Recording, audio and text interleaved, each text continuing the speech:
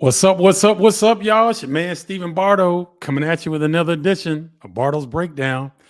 So happy to be joining you all here this evening.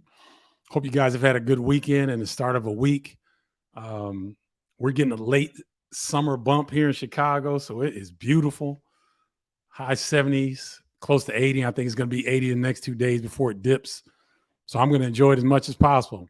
Hope the weather is great where you guys are. We got a fun show today. We already got some questions up, so that's good.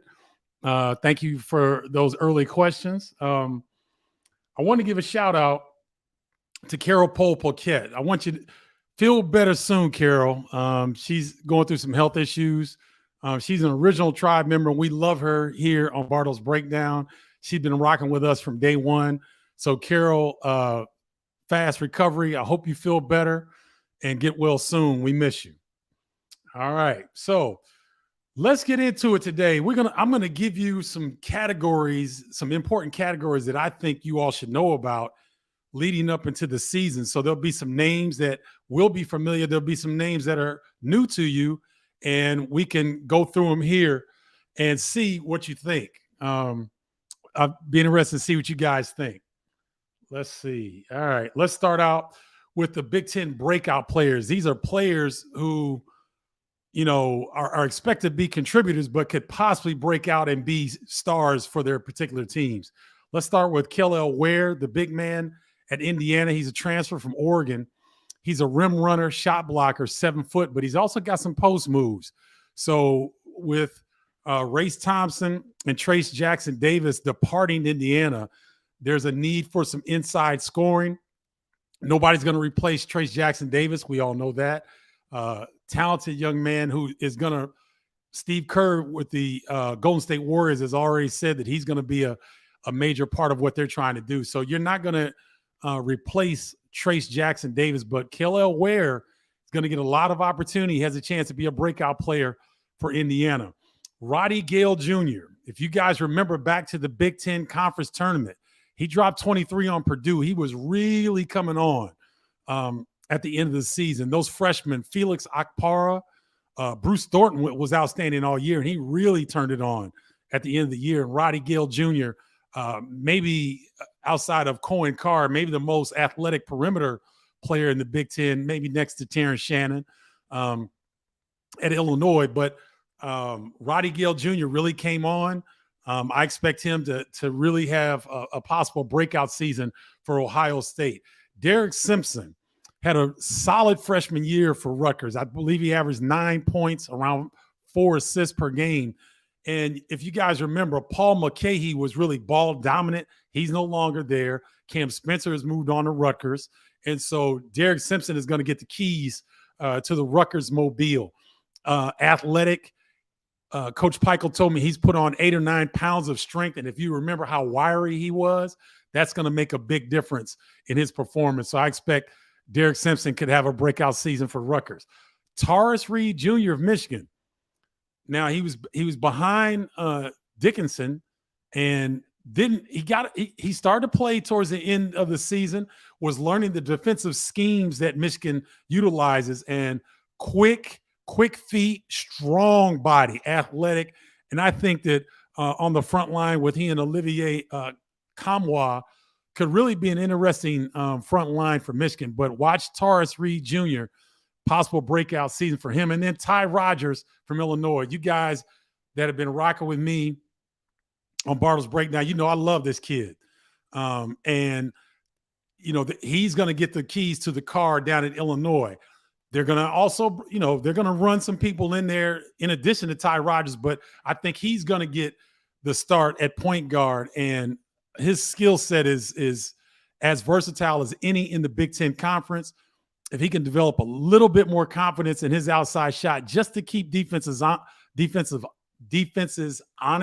if I can get it out, I think he could possibly have a breakout season. So those are the Big Ten breakout players.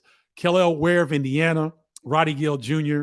at Ohio State, Derek Simpson at Rutgers, Taurus Reed Jr. at Michigan, and Ty Rodgers at Illinois. All right.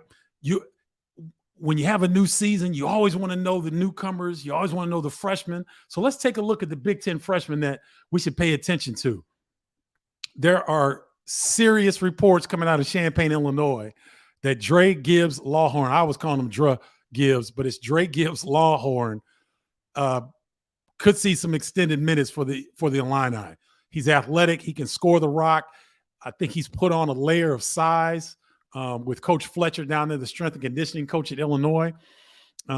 Rave reviews coming out of Champaign for this young man, Dre Gibbs Lawhorn. We'll see some time at the point. We'll probably be in some 2 or 3 guard lineups as well for Illinois.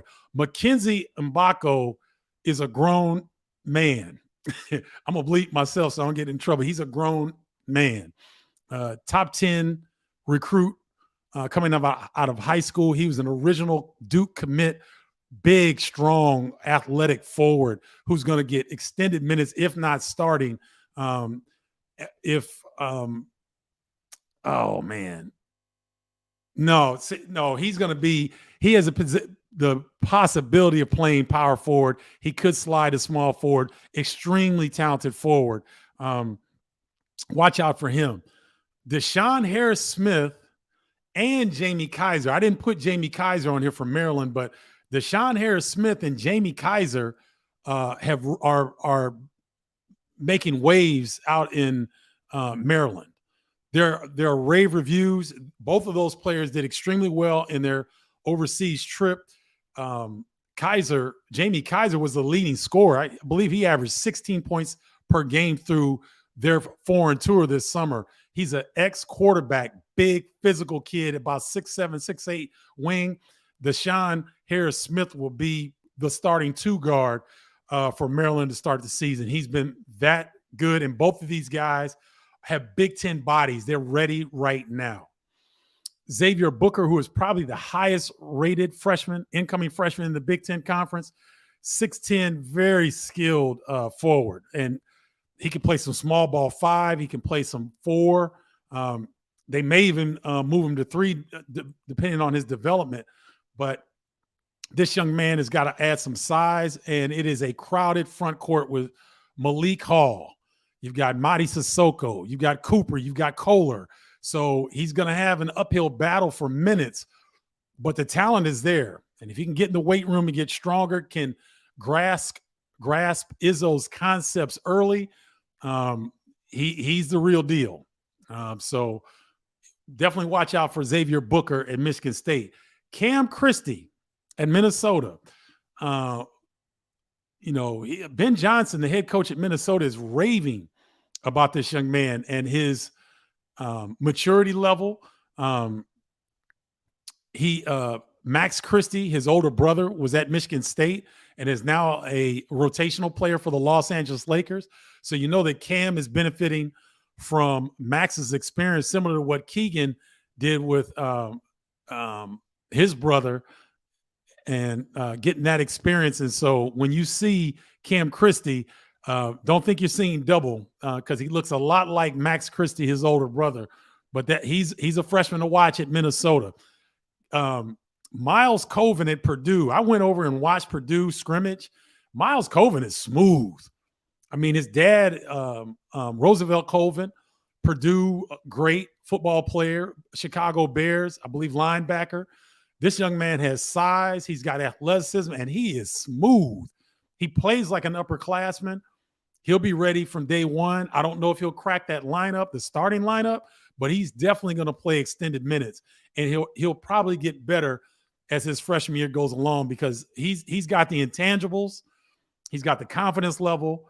And whenever you've got a father, in my opinion, when you've got a father that's played professional sports, there's an advantage in the mental game.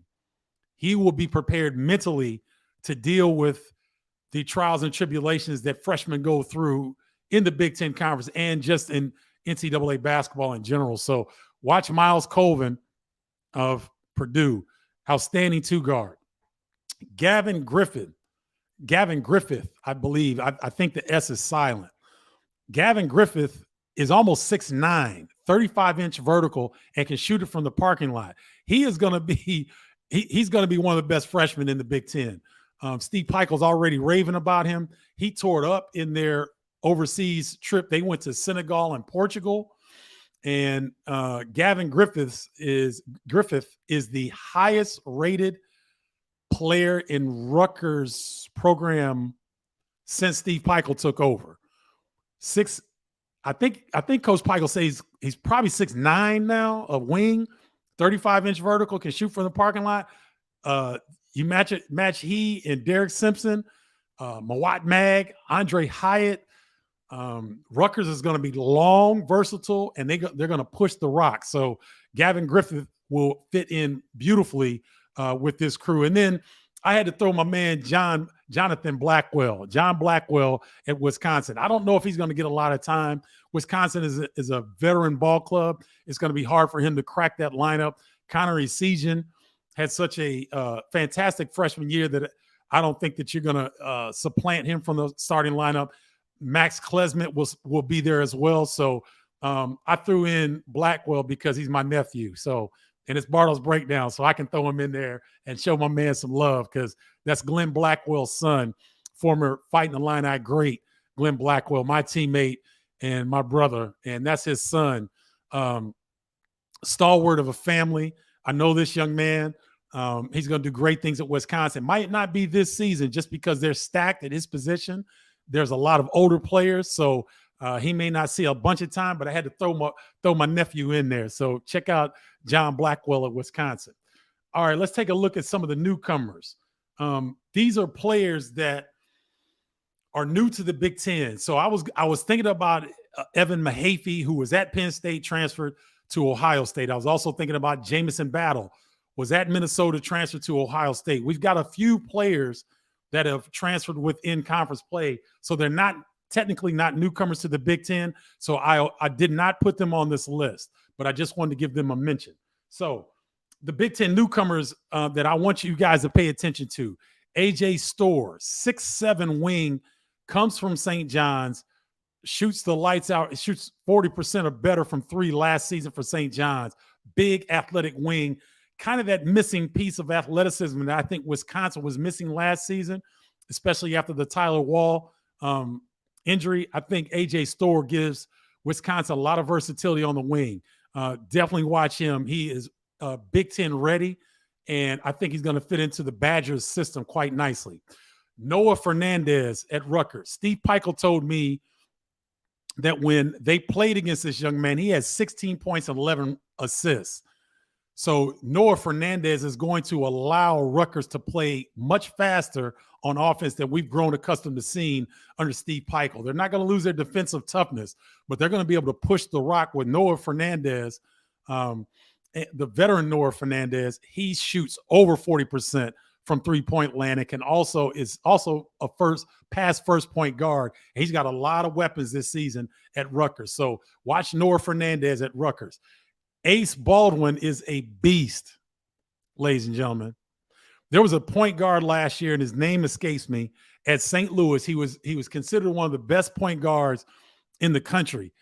When Ace Baldwin and his head coach, Mike Rhodes, who left VCU and is at Penn State, when Mike Rhodes, Ace Baldwin, and their VCU crew went into St. Louis in a key matchup in the A-10 last season, Ace Baldwin dropped 38 on my man, dropped it on his head. This kid can play, ladies and gentlemen. He may be the best point guard in the Big Ten this season. Maybe. Now, I'm not. That's leapfrogging a lot of guys who have consideration, in my opinion, to be the best point guard. But he's right there. He is a terrific point guard. Penn State's going to be fun to watch. They're going to be aggressive. They like to push. Watch Ace Baldwin, outstanding point guard. Ryan Langborg for Northwestern. He comes from Princeton. Remember, ladies and gentlemen, Princeton got to the Sweet 16. Ryan Langborg was playing in summer leagues around Chicago, and he had everybody was like, where did this kid come from? Because he was lighting cats up. He is not just a standstill shooter, although he'll be one of the best shooters in the Big Ten Conference this year. He can also put it on the deck. He's a heady player. He will fit in. I think he's going to be beautiful off of Boo Buie. And so Boo Buie, although he lost his backcourt mate, Chase Audige, to the Miami Heat, You've got a guy in Ryan Langborg that can fill it up, that has some offensive versatility, and you pair him on one side, and you've got Ty Berry on the other side, and that gives Northwestern some dynamic backcourt play. So watch Ryan Langborg. Don't be surprised to see him bust out early for Northwestern. This kid can play. He can flat out play. Olivier Kamwa. He was one of the most highly sought after transfers coming in from Tennessee. If you guys remember last season in the NCAA tournament for Tennessee, Kamwa dropped, I believe it was 28 on Duke. He can face up, shoot the three. He can score in the paint. And he's got glue guy tendencies. He's a very good rebounder, excellent defender, physical, and from what Phil Martelli, who is the associate head coach, acting head coach right now, while Juwan Howard is out with a heart resting from a heart procedure, he says that Kamwa is a leader, a veteran. He's got a presence about him that Michigan, quite frankly, needs with some of the departures that they've had in the offseason, with, in particular, Hunter Dickinson. So Olivier Kamwa could be one of the best forwards in the Big Ten this season. And then Marcus Domast, I think is how you pronounce it. I'm going to get it right when I go down there. But Marcus Domast has been nursing an injury, but this young man can score, ladies and gentlemen. I mean, he's coming out of the Missouri Valley Conference from Southern Illinois University. And if you guys remember, when you look at Valley players and they've played in the Missouri Valley 3 or 4 years, they can play anywhere in the country. You're going to see Lance Jones, Marcus's teammate at Southern Illinois. He is now at Purdue. You're going to see Lance Jones have a strong impact off the bench for Purdue. So this young man, Marcus Domas, can shoot from the parking lot. He's sneaky quick. He's got quick feet. He's not going to beat you in a dead sprint, but he's got quickness. He can put it on the deck. He can score. He can get to the free throw line. And I think he's really going to take a lot of pressure off the Illini. He's going to take pressure off Terrence Shannon, because if you guys remember, the Illini, they like to shoot threes, and they didn't have a lot of guys that were very consistent last year. This year is different. Justin Harmon can shoot the three. Marcus Domas can shoot the three. Quincy Guerrier can shoot the three. I think Coleman Hawkins will shoot it better. Terrence Shannon shot it pretty well, in my opinion. And so I think Marcus Domas is really a guy that you need to watch out for as a newcomer in the Big Ten Conference. All right. Now, I want to look at key November games. Let's check out the early games in November. I don't want to get to December. I'll mention a couple of them because these Big Ten teams, man, Purdue looks like old Michigan State with the with the schedule that they put together. My goodness. So key November games: Purdue against Gonzaga, Michigan State versus Duke, Maryland at Villanova is going to be interesting because Hakeem Hart, really an integral part of what Maryland was doing for the last 2 to 3 seasons.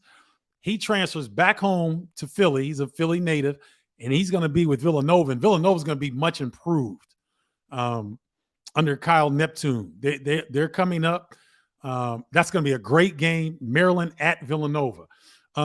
Illinois versus Marquette. This is going to be an outstanding matchup, ladies and gentlemen, because Marquette has the best point guard in the country, and Tyler.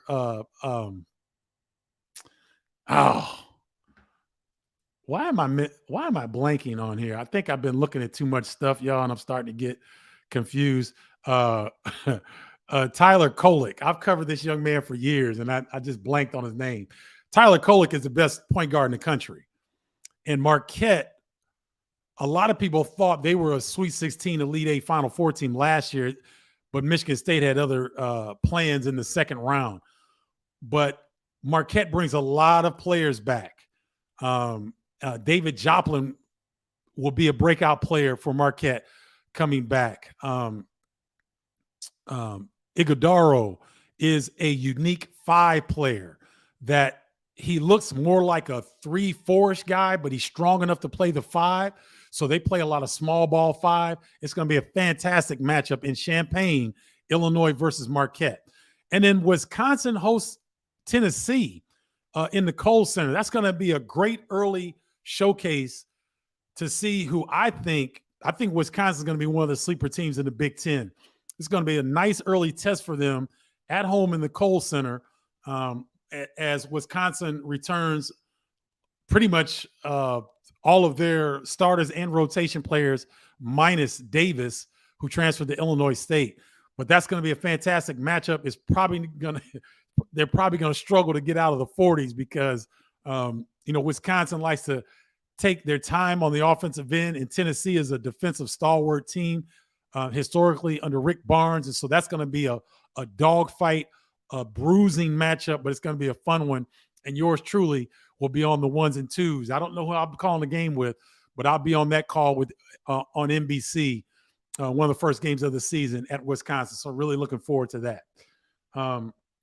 Other games that I want you guys to pay attention to, they're not necessarily in November, but my goodness, Purdue plays Xavier, Gonzaga, possibly Tennessee, Alabama in Toronto, and Arizona in Indy.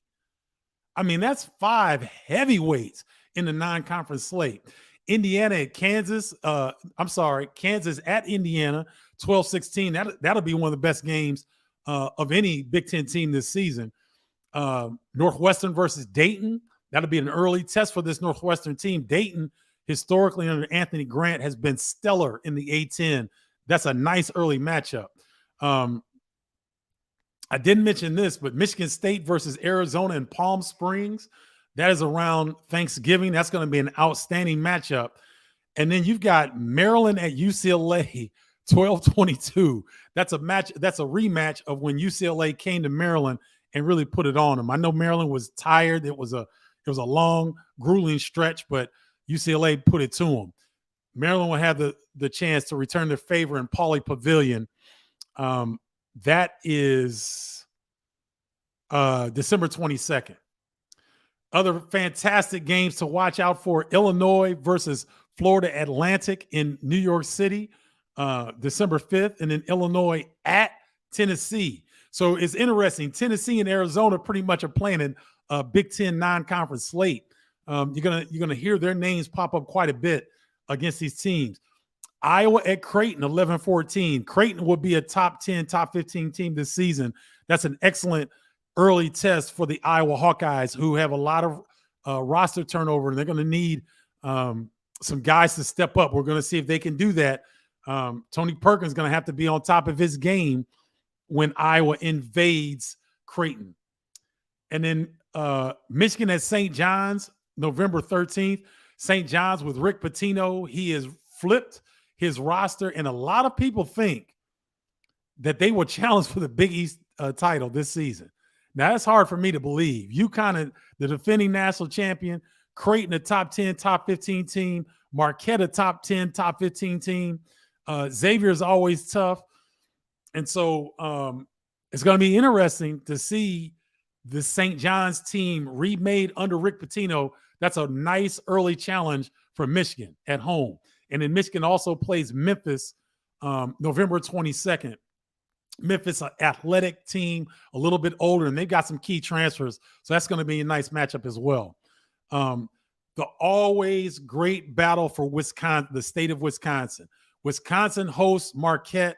I've had the pleasure of covering that game 4 or 5 times in my career, and it never fails to live up to expectations. One of the best games in college basketball all season, one of the best rivalries in all of college basketball. So Marquette goes to the Kohl Center December 2nd, and Wisconsin is at Arizona December 9th. So Wisconsin's got quite a non-conference slate as well, with Tennessee, Marquette, and Arizona. And then Ohio State versus Alabama in the Emerald Coast Classic, November 24th. That's going to be a good one to watch. So those are a few of the games that I want you guys to pay attention to for the Big Ten in November. And I didn't put those in here, but I wanted to mention those games. Make sure, if you want to join the tribe, the number's right there. Text me to 312-847-2739, or you can join the email list at stephenbardo.com/college-basketball-newsletter. I'm really starting to pick up people on the newsletter.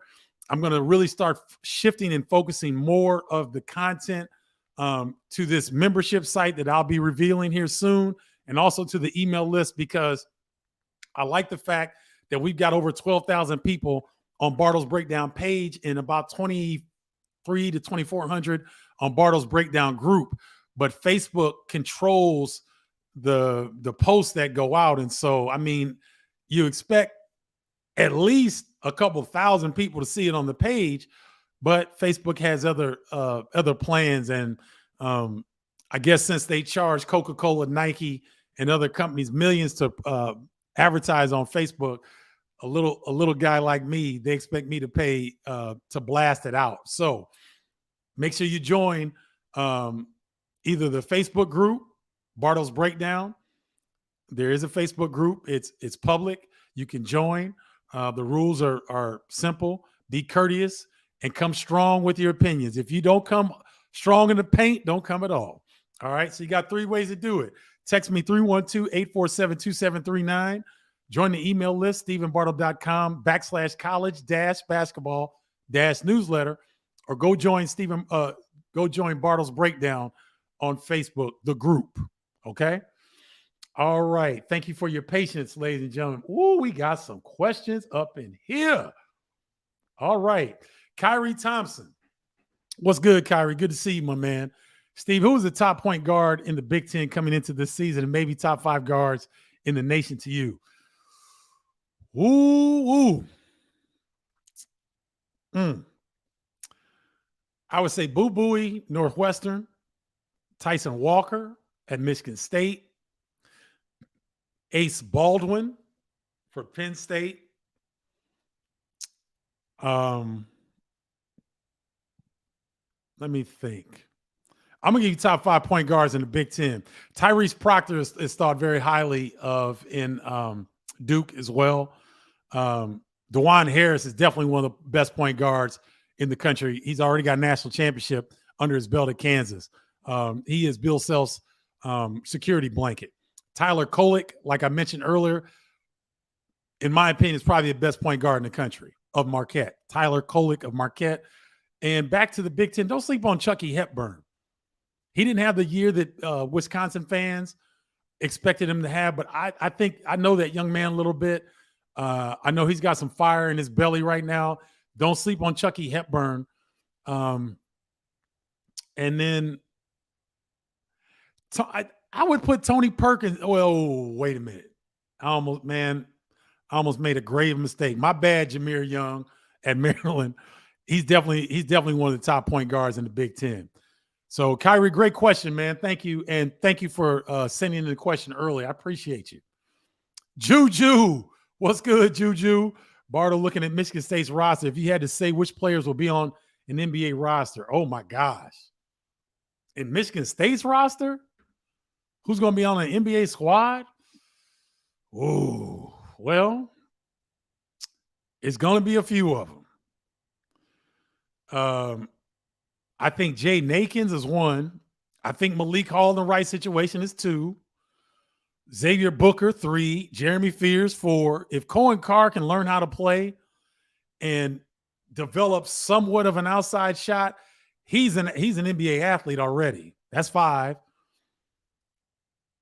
Carson Cooper and Jackson Cole are going to have a chance. Those 2, that's 7. And I didn't even mention AJ Hogarth. So, and Tyson Walker. So Michigan State could quite possibly have 7 guys if they find the right position, the right system, and someone that the teams that believe in them, you could see them on there as well. Nice question, Juju. Thank you. What's up, Pooh? We know upsets happen in college basketball a ton, but give me 5 college teams that you would say can win a national championship. I was looking at that, and I think I'm going to give you about 7 or 8 because I think it's that type of year. We've got heavyweights. I think there was a lot more parity last year, obviously with UConn, San Diego State, FAU in the Final Four. So there was a ton of parity there, right? So I like to these teams I think can win a national championship. Duke, Kansas, Michigan State, Purdue, Houston, and I'm going to go on a limb and say Marquette. Wait a minute. Duke, Kansas, Michigan State, Purdue, Houston, Marquette, and maybe Houston. I'm going to throw Houston in there. Maybe Houston. So what do you guys think about that? What do you think about my 7 teams that I think have a chance to win a national championship? Good question. I know it's super early, but I just want to give you who I thought. Ranch McCracken, what's good, Ranch? Oh boy, that avatar is something else, bro. that's next level. What's up, Ranch? I think Ranch might be on the Bardo chat. If you are, Ranch, thank you, man. I appreciate you guys for chatting a brother up on Twitter. All right. Let's see. What's going on? TM, what's good, Bardo? You got to talk about the Illini. I've been talking about the Illini. We'll get to them in a minute. Mr. Bardo, are you a Lou Malnati's or Giordano's guy? Wow. What's the best pizza that I like? Aurelio's. Lou Malnati's is great. Giordano's is good. I think it's a little overhyped, but Aurelio's pizza, don't sleep. Pequod's is pretty good too, but Aurelio's pizza, that's the tastiest pizza in Chicago. Good question though. Thanks, Ranch. Let's see. Yes, get well soon, Carol. It's nothing life-threatening. She's gonna be fine. But she's just having a couple medical issues. But get well soon, Carol. We miss you. We love you. We'll see you soon. Love the text messages on the show. Can this be from now on? I never know when you're getting on. Deuces, yes, I will definitely. I will get better at that. Deuces is part of the text community that is the tribe. That 312-847-2739 number. So he got an alert about Bardo's breakdown. And thanks for joining, Deuces. And thanks for that heads up so I can promote getting people in these different communities so that we can grow this basketball community of passionate college basketball fans, but in particular, Big Ten basketball fans. Haven Mosley, my man. Haven, I connected with Haven at the Soho Club. He took care of me. We got a chance to meet face-to-face. First time I saw him, gave him a big hug. Haven Mosley, tribe member, been supporting Bardo's breakdown from day one. Salute, King. Good to see you, bro. I have heard something like this, Deuces.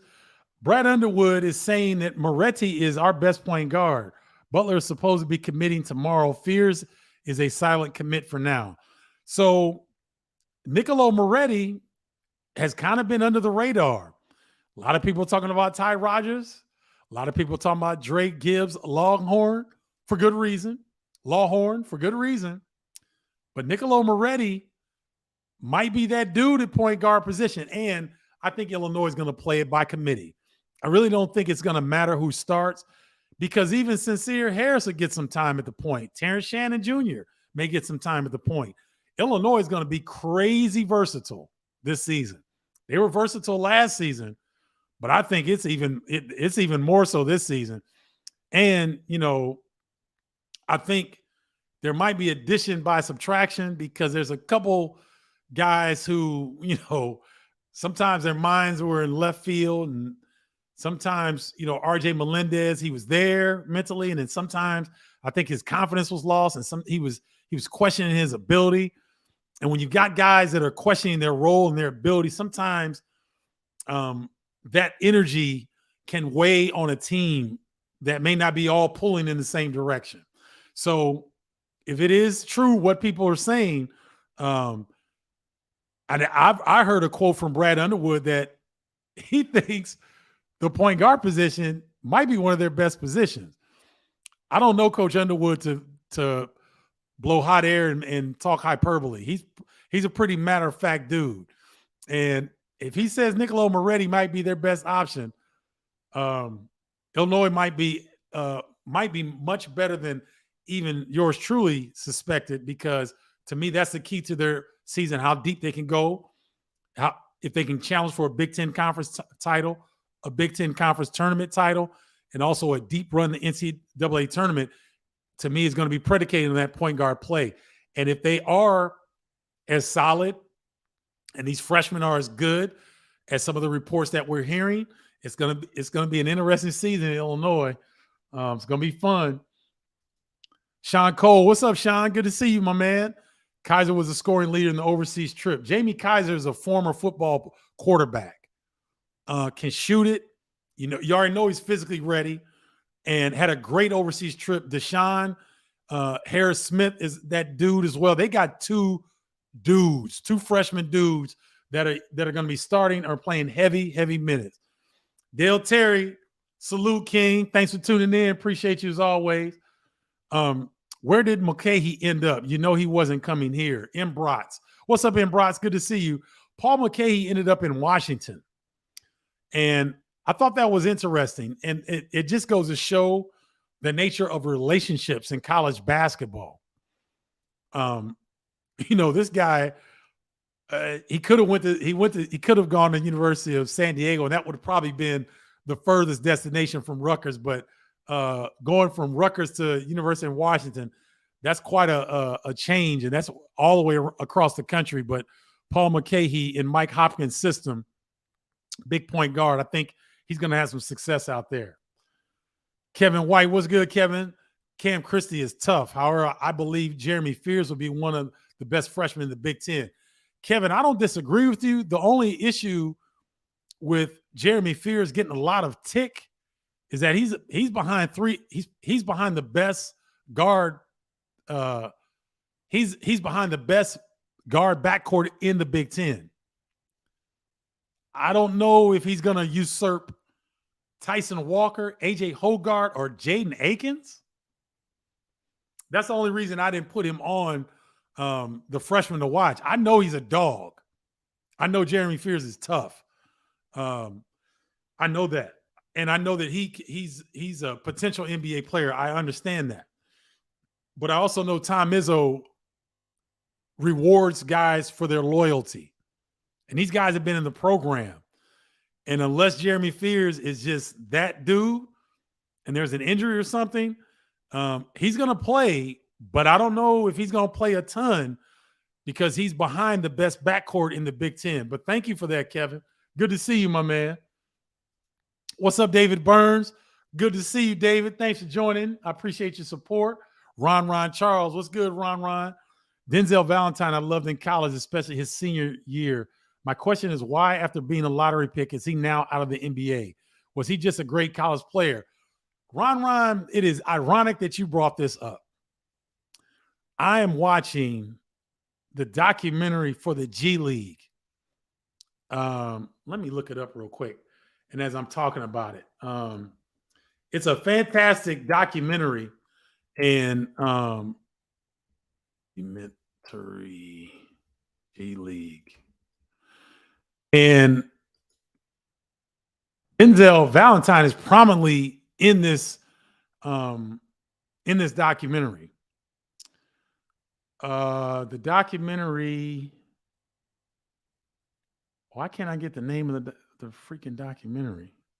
I guess it's look up the G League, the NBA G League documentary. I thought there was a specific name for it, and the site I'm looking at right now, it's not giving me the name. But just if you look it up, you'll see it. I think it's on Prime Video, and Denzel is prominent in it. It's great interviews.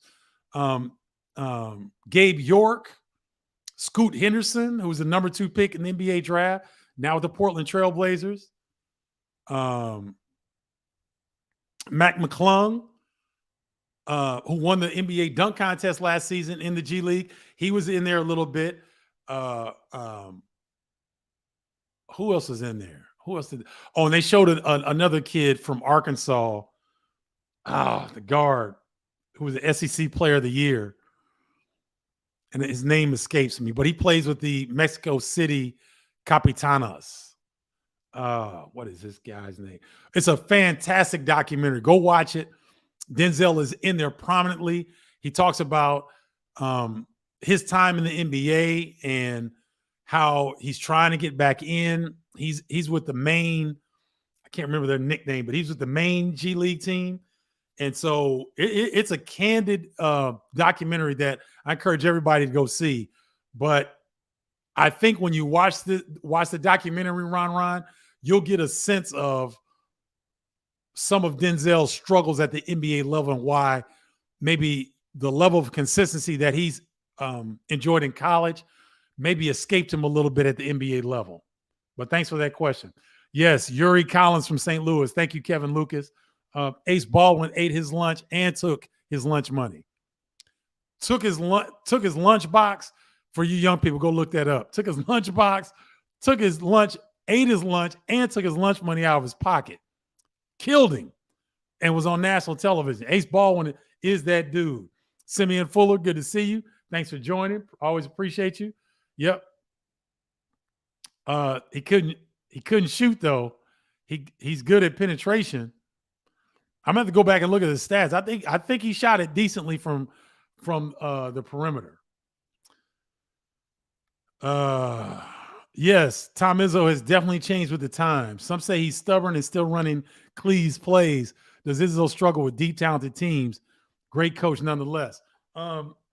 It's been fascinating to see this iteration of Tom Izzo not only accept NIL in the transfer portal, but thrive in it. He didn't need to take anybody out of the transfer portal this season because he had a number of veterans coming back and he had a outstanding freshman class coming in. So he didn't need to go after any transfers. But the group of freshmen that he has, if they're not the best group of freshmen in the Big Ten, somebody needs to show me, because Xavier Booker is Mackenzie and Baco might be the highest rated freshman, but Xavier Booker's right there. He's top 10. Cohen Carr is top 50. Jeremy Fears is top 25. And Greg Normand, I think is how you pronounce his name. This kid can shoot it, man. He can shoot it. He's a big guard. I interviewed his high school coach, which you guys, if you join the Inner Circle Bardo's Breakdown and Tribe, you'll get a chance to see that interview in its entirety. I'll post clips of that interview, but this young man, Garrick Normand, that's it.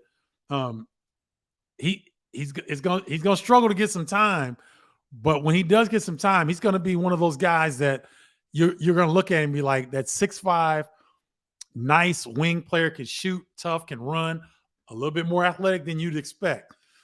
So Michigan State really poised to make a deep run, and a lot of people had them as a Final Four participant and possible national champion. So I think Tom Izzo has done an outstanding job, and he's got a chance to bring home the trophy this season.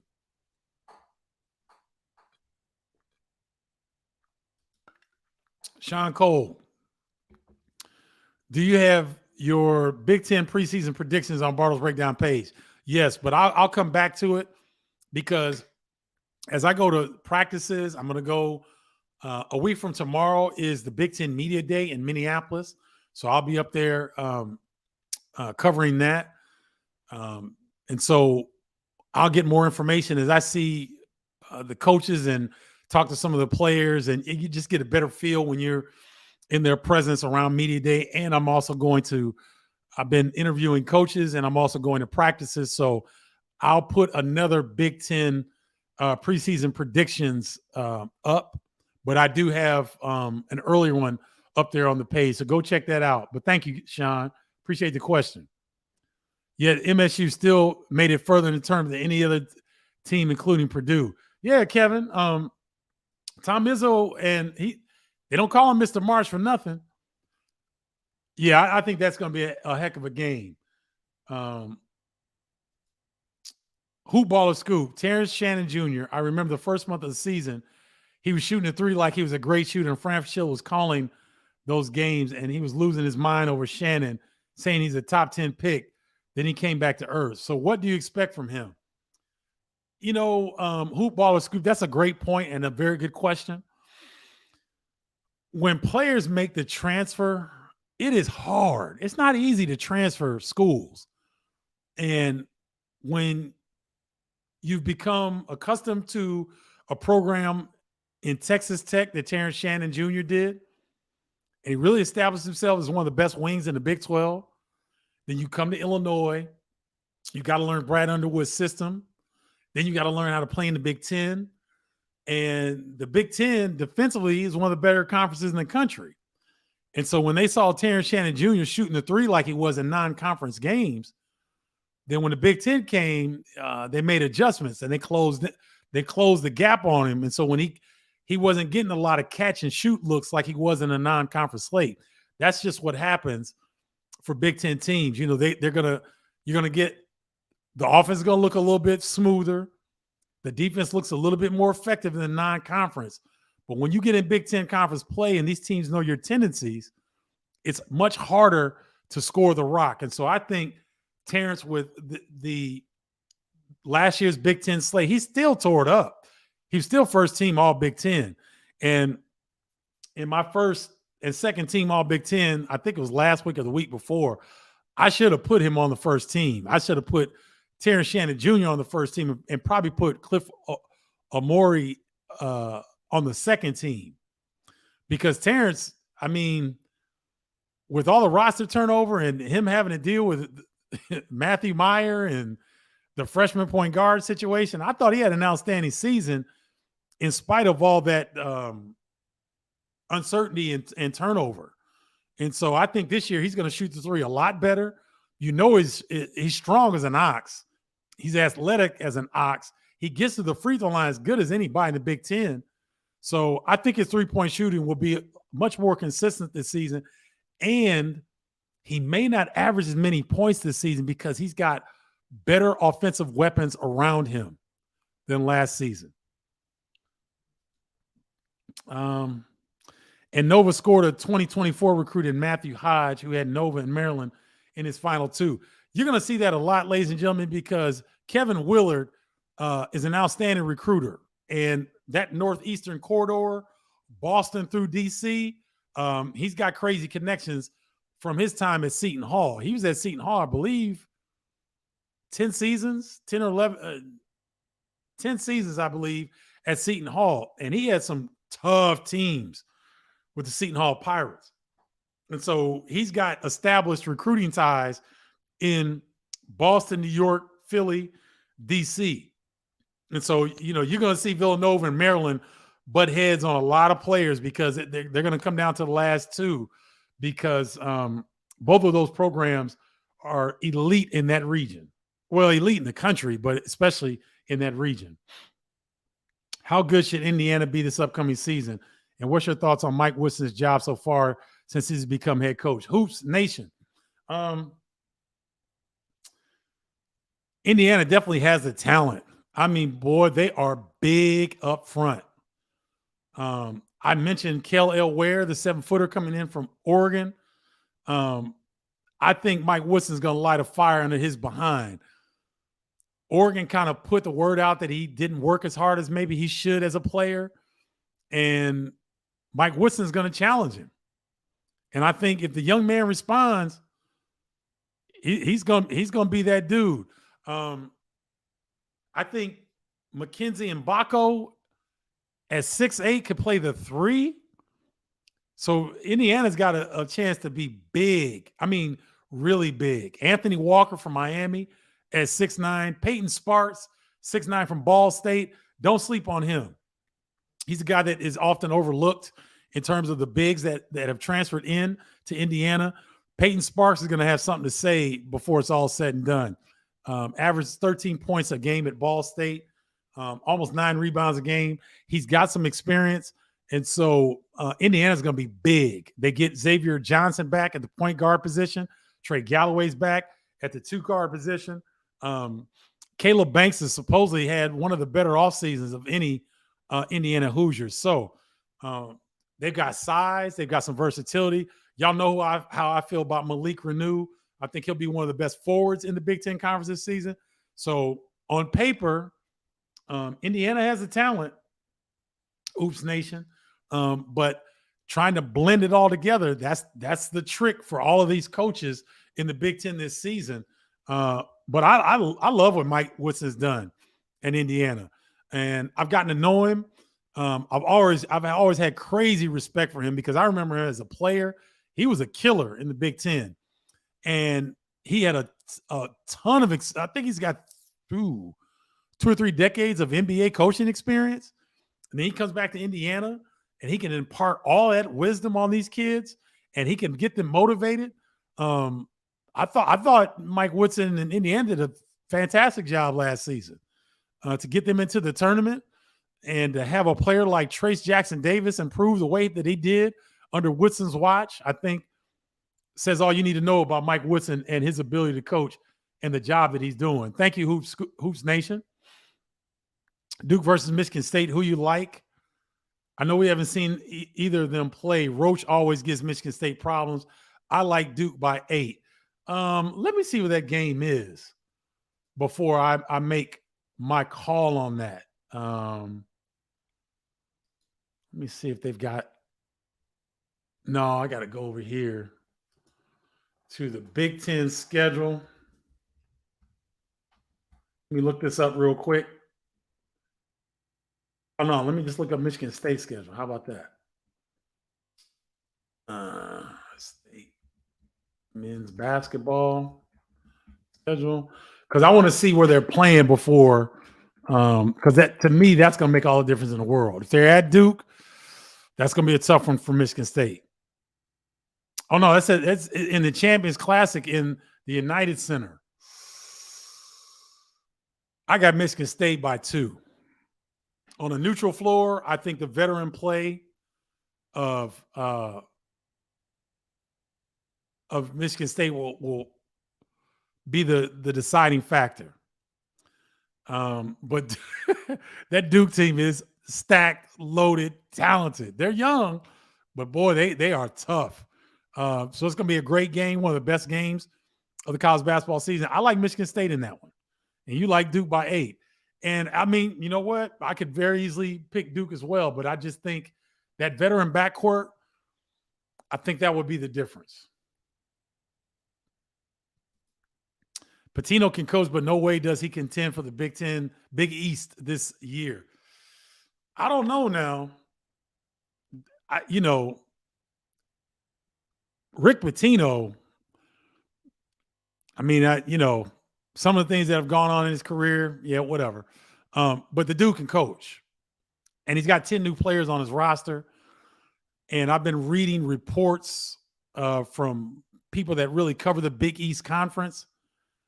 And the talent that he has and the way that they're going to play, they may not contend for the title, but they're sure going to throw some monkey wrenches in a lot of people's plans because they're going to get after you. They're going to reinvigorate that St. John's program and that fan base. New York is dying for a big-time college basketball team. Dying for a big-time college basketball program. And if you know anything about Rick Pitino, he can turn things around in a hurry. So don't be surprised if they're in the upper echelon of the Big East and maybe knocking on the door come late February. Jono, what's good, Jono? Bardo, I may be a little off topic, but Mikey Williams, is he still at Memphis? When Penny Hardaway is going to make big noise at Memphis, he gets all the talent, but it's always problems with Memphis. Well, Mikey Williams enrolled at Memphis. He's not working out with the team, but Penny Hardaway was quoted as saying, "We still support this young man. We got to let the legal process play itself out." I believe he had a hearing. It was either late last week or early, or it should be sometime this week, that they'll get a lot more information on what these charges are going to look like, whether he's going to have to go to trial, whether they want him to plea bargain, whether they're going to drop the charges. I think things will clear up a lot more when Mikey Williams has his court date, and we'll get a lot more information on that. But he's enrolled at Memphis. He's taking classes. So if and when his legal situation can clear up and he can join the team, Mikey Williams will be with Memphis. And ooh, baby, there'll be a problem. They will be a problem. Art Dale Carlson, what's going on, Art? Good to see you. You must have forgotten the Hawkeyes. No, I talked about the Hawkeyes playing at Creighton. And is there a freshman, an incoming freshman, that is better than the freshman that I listed? Is Ben Cricky, the incoming forward coming from Valparaiso, is he better than the Big Ten newcomers that I listed? I don't think so. Tony Perkins, I've got Tony Perkins on my second team, all Big Ten. So I didn't forget about the Hawkeyes, but I didn't see their players necessarily making the cut. But Art, isn't that kind of Fran McCaffrey's MO? He's got guys that fly under the radar, but then he coaches them up, puts them in position to do quite well. Like Peyton Sanford, I mean, he could have been on the possible breakout players list, but I thought he broke out last season. Tony Perkins broke out last season. So I didn't forget about the Hawkeyes. I just didn't think Ben Cricky was better than the other players that I listed coming in. Oh yeah, Ranch. I've enjoyed the Twitter chat that you guys have created in my name. I like having direct access to people who want information on Big Ten or college basketball. I enjoy that. So thank you for you guys creating that. It's a lot of fun. If you guys, if any of you want to join the Bardo Twitter chat, go to Twitter, look it up, you'll find it, and you can join because it's spirited conversation. It's a lot of fun. Thank you, Ranch. Best point guard in the country is Caitlin Clark on the women's side. Caitlin Clark is the best point guard in the country on the women's side. We're talking on the men's side. And if you think Caitlin Clark could give Tyler Kolek or Ace Baldwin, if you think that she could beat them, I got a bridge in Brooklyn to sell you. And I'm not selling the women's game short at all. I cover the WNBA. I got mad love and respect for women's basketball. My sister used to kick my butt for years before I could beat her. She's one of the reasons why I was able to play professional basketball, because I used to cry when I couldn't beat my sister. So don't get it twisted. I love women's basketball, but Caitlin Clark is the best player I don't know if she's even the best player, because Angel Reese down in LSU may have something to say about that. But she is definitely the best guard in the country in NCAA women's basketball. No doubt about it. If you would have forgotten about Young, I wouldn't. Man, Jameer Young. See, I know Jameer as well. I know his people. I know some of his people in Maryland. I can't forget Jameer, man. He balled out last season, and I expect much of the same this season. To you, just based on paper, where do the Big Ten rank in the best conferences in the country? Great question, Imani, and good to see you.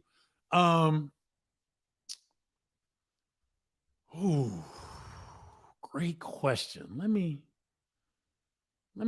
think about that for a second. Let me see if I can. Did I write some notes on that?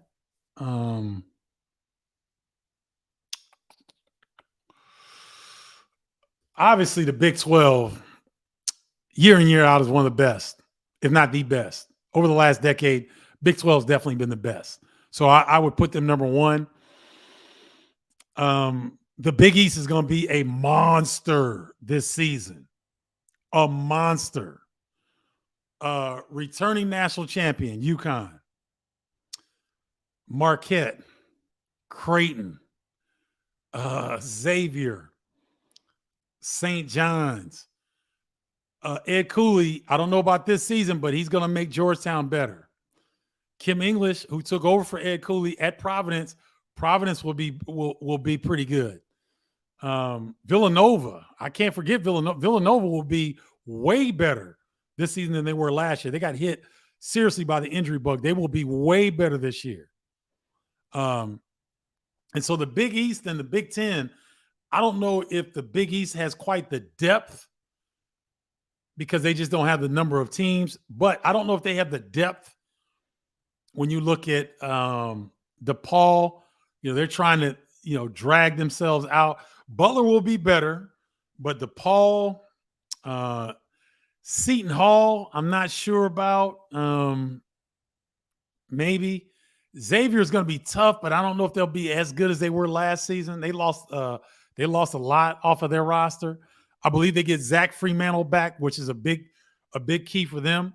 But so, I mean, if I had to say right now, I probably would rank Big 12, Big 10, Big East tie, and then I'd probably go ACC over SEC. That's how I would do it. So I'd go Big 12, a tie for second with Big 10, Big East, ACC, then SEC. All right. That's a good question, though. Thank you, Imani. I appreciate that. I've seen Harris from Kansas get a 10-second call in the tournament against Arkansas with 3 minutes left in the backcourt when nobody was guarding him. So I wouldn't put him on my list for great point guards. That's because you don't understand that DeJuan Harris is a national champion point guard. And I would encourage you to poll the coaches around the country. And if they could have DeJuan Harris at their point guard position, 99% of the college coaches in college basketball would take DeJuan Harris in a heartbeat. You're referencing one play in an NCAA tournament game with it could have been a mental error. I want you to go back and look at DeJuan Harris's stats, his assist to turnover ratio, and how his scores on Kansas's team get the rock where they need it and want it. So you can make that small thing in there about one mistake he made in the NCAA tournament. But, Kansas, he's a national champion. Excellent point guard.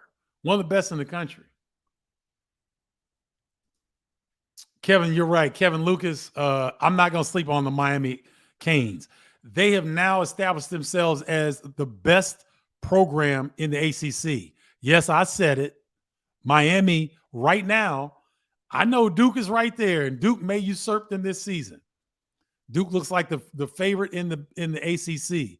But over the last 3 seasons, Jim Larinaga and the Miami Hurricanes have been the best program in the ACC. So you're right, Kevin. I didn't want to sleep on the Hurricanes. I don't think they're a national championship contender, but they're definitely a stalwart and maybe a Sweet 16 participant. So Kevin Lucas, you're right on. You're spot on, my man. Fratelli's in Dallas is a top 5 pizza. I have to check that out. Ken Taylor, you better head out south and grab some Italian Fiesta. Man, they pour a whole bottle of oil on Italian Fiesta. It's not bad. It's tasty, but you got to wear gloves or you got to wear paper towels to eat the mess. If you hold a piece of Italian pizza, Italian Fiesta pizza like this, get a bucket because it looks like you're changing the oil in a car. I mean, man, it's tasty, but it ain't as good as Aurelio's. Sorry. Metroid 9577. I think this might be the first time that I've seen you on here. Happy to be in the tribe. Thanks for joining. How do you see Rutgers and Penn State this year? They always give the Illini fits. Rutgers is going to be Rutgers can be a surprise team in the Big Ten. They're going to play faster. They are athletic. I'm telling you, this is not going to look like the Rutgers teams in the past. Um, I talked about Gavin Griffith, the incoming freshman, 6'9", top recruit in the Pikel era. He's got a 35-inch vertical. Derek Simpson, you all saw him last year as a freshman, athletic, and he's added strength and size. Andre Hyatt was the leading scorer for Rutgers overseas on their overseas tour. He averaged 9 points a game last season. Started 17 games for Rutgers. He's come back. Mowat Mag could be the best defender in the Big Ten this season. He was one of the best last year before he got hurt against Michigan State. Then there's what's Chole's first name? What is Chole is a redshirt freshman, and Steve Pikel told me last season, watch this young man. He's going to really be big for us. Antonio Chole, 6'9", could shoot the three, athletic, long. Look at this, guys. Andre Hyatt, 6'6", Mowat Mag, 6'7", Cliff Omori, 6'11", probably the best defensive big in the Big Ten, one of the best in the country. Gavin Griffiths at 6'9", Antoine Woolfolk at 6'9". He's lost 20 pounds. Will back up Cliff at the 5 position. Antonio Chole at 6'9". Oscar Palmquist at 6'9". All these guys have length, size, versatility, and quickness. So Rutgers is going to be scary. Penn State, there's too many unknowns. They had to flip the roster. Mike Rhodes, his first time through the Big Ten Conference slate. It's going to be interesting the way he chooses to set up how they play. But so there's just too many unknowns for Penn State this year. And I think that Rutgers is going to give everybody fits this year. I know they've given the Illini fits in the past. And Metroid 9577, if you go back historically and you look, every Big Ten team has an arch nemesis that they struggle to play against because their style of play matches up kind of favorably against them. So when you look at Illinois, it could be Rutgers. It could be Penn State. If you look at Wisconsin, who gives Wisconsin fits? I'd have to sit there and go through every team and the team that gives them fits, but every team in the Big Ten has a team that their style of play gives them fits. And so, but I think Illinois would be better equipped to handle that this season. What's good, y'all? Was impressed with Dre during game stream from Spain. He's got game. He can score it. He's gotten stronger. He's confident. They say he's a gym rat. They say that he has been in the weight room consistently. And so we'll see. They might slide him to a small, if they go a smaller lineup, or think about Ty Rodgers at the point guard position at 6'6", 6'7". He can flip around and guard a 2, where if Dre is at the 2, he can guard the point guard. So there's a lot of versatility that Dre gives Lawhorn, brings in that backcourt with the Illini. Pitino is still a top 5 or top 10 head coach, and can he change St. John's around? Scoop Hoop, if anybody can, it's going to be Rick Pitino. And I agree with you. The dude can coach. There's no doubt about it. Hey, Freddie, no problem, bro. We're talking fun here, man. I know everybody's got a life, and I want to thank you guys again for tuning in, man. Your support means the world to me. Our brand is really blossoming well. We've got some new things coming up that we're putting the finishing touches on, and I will share it with you, but it's going to be a great college basketball experience that you guys will really, really enjoy if you so choose to be a part of it. What are your thoughts about Peyton Sanford? JYD Brent, I mentioned Peyton Sanford. The thing is, he's going to have to carry a bigger load this season, okay? And, it's interesting because Fran McCaffrey does as good a job of any coach in the Big Ten of giving his players a lot of confidence. And Peyton doesn't need a lot of confidence. Averaged 10 points a game last year. I think those numbers will increase. I think Patrick McCaffrey will be better. Tony Perkins is already an all-league guard. And so Peyton Sanford will be one of the leading scorers. I think he'll improve his scoring, and he'll definitely be one of those players that you see that will step up for the Iowa Hawkeyes.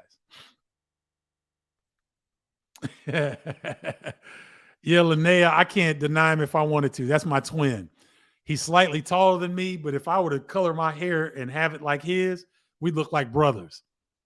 Give myself a nod because of my young looks. But no, that's my boy. That's my firstborn. That's my twin. Love him to death.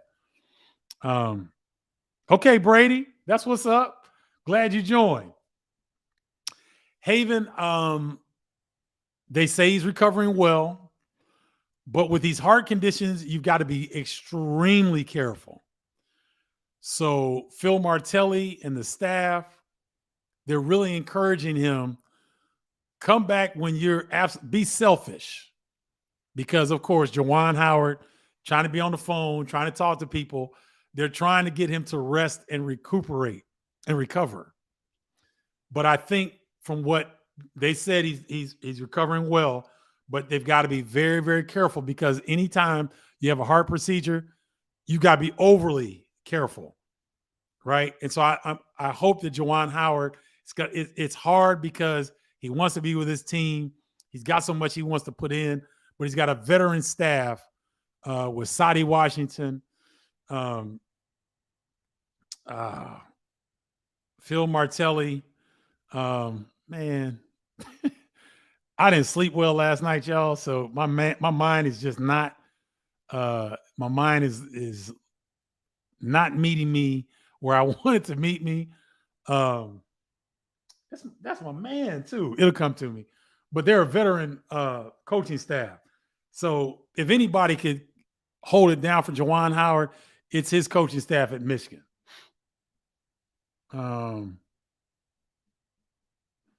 Yep. Freddie, I agree. It is a great documentary. And there it is. Gabe York was on there too. Yep, could go. Gabe York is 28, 29. And the way he was dropping buckets in the G League, I'm surprised that nobody in the NBA has even sniffed at him. He turned down triple the money to go to Spain. He's been overseas, but he's trying to get one last run to the NBA, and boy, can he score. Destination NBA, G League Odyssey. Thank you, Freddie. That's the name of that documentary about the G League that you'll see Denzel Valentine is featured in.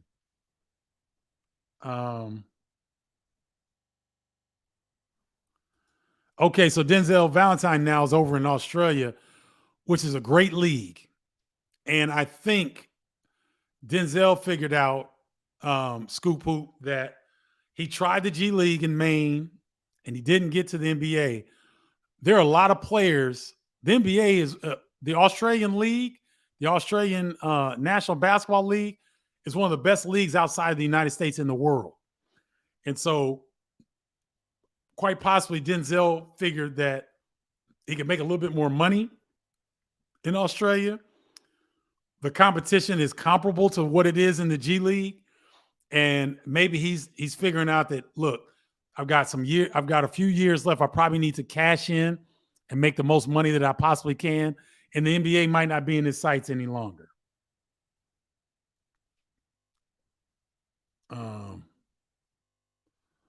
Let's see.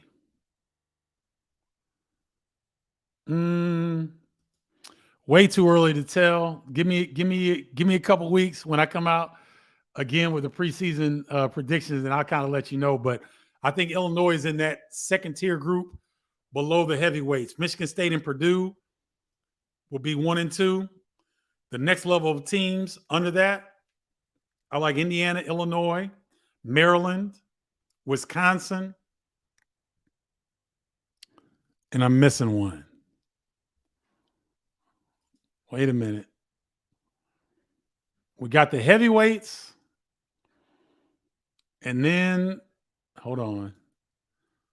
Who am I missing here? So I got Michigan State, Purdue, top tier. Illinois, Indiana, Maryland, Wisconsin. Who am I forgetting? And possibly Ohio State. I kind of want to put Ohio State in there, but I don't know. So that's who I like.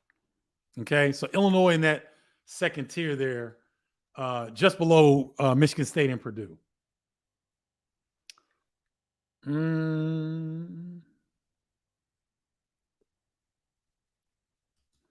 Love the Peyton Sparks shout out. He's been very good in workouts supposedly. Look, when you got a big these conferences like the MAC and the Missouri Valley, you got to be grown ass men to play in those leagues. They're old, they're physical, and when you can average almost a double, you know how to play, and you're not afraid of physicality. So Peyton Sparks, I think he's gonna be a nice contributor to what Indiana's doing this season. How many Big Ten teams make the dance this season? I'm gonna say 8 right now, quite possibly 9, but 8. Let's see. I think I got to everything.